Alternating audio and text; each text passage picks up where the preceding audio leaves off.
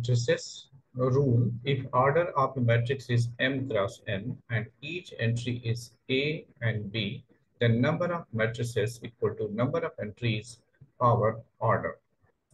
Let's understand this concept by some examples. Question number 1. Write the number of possible matrices of order 2 cross 3 with each entry 1 and 2.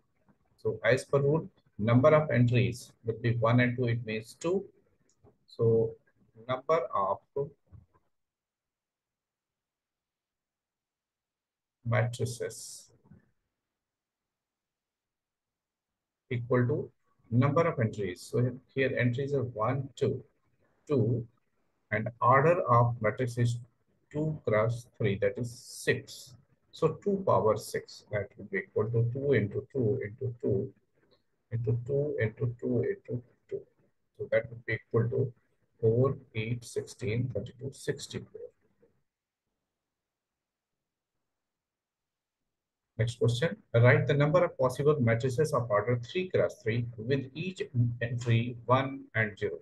So again, here number of entries are 2 and power is 3 cross 3, that is 9. So number of matrices equal to number of entries, that is 2, power order, that is 2 power 9.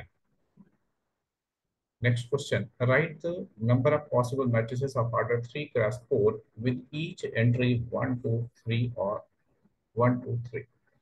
So solution. So here number of matrices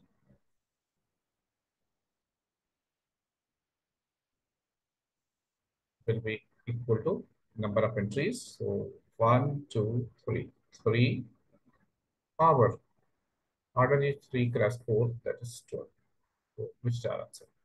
Thank you for watching.